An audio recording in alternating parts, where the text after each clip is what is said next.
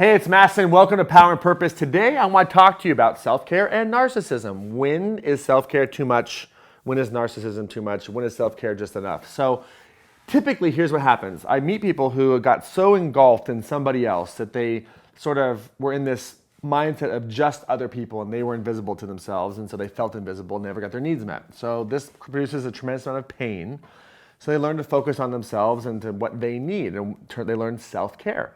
Problem is, they don't make the switch from self-care back to focusing on other people in a healthier way. And so what happens is you get so focused on yourself that you go from really sort of a codependent person to a narcissist. We see these swings all the time. It's like going from one end of the pendulum to the other side of the pendulum.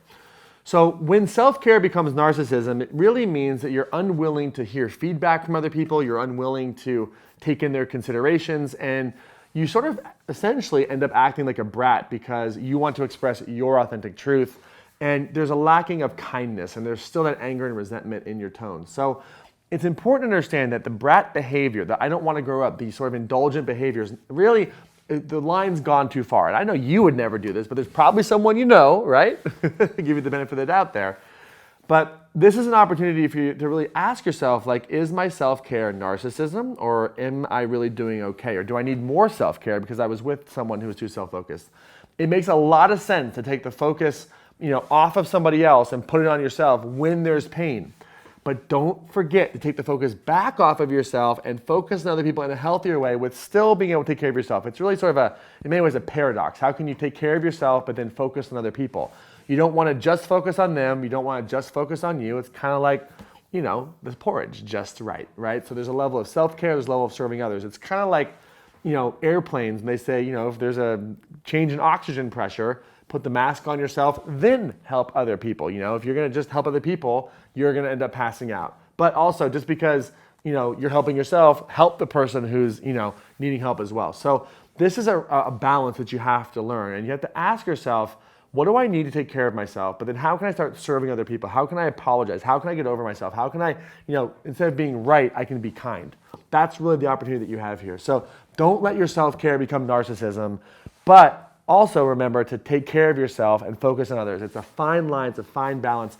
And one of the greatest ways to really understand your priorities for self-care is to understand what your life's purpose is. And when you know what your purpose is, it's a complete game changer in your life, because when you know your purpose, abundance is the byproduct of your purpose. A soulmate relationship is the byproduct of your purpose. Everything that you're looking for, that successful business, that's the byproduct of your purpose.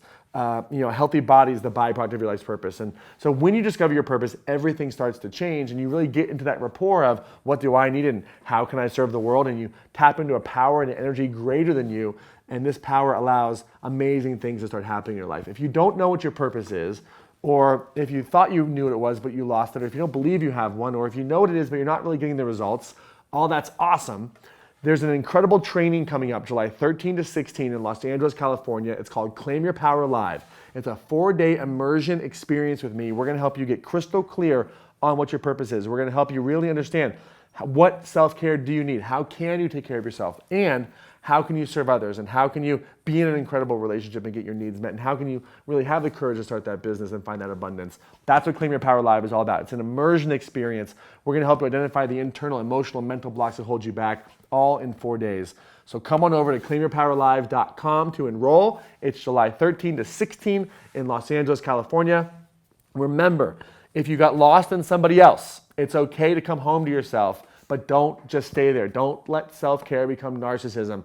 Also focus on serving others. This is Mastin. As always, remember to get out there, take action, and make it real. We'll see you soon.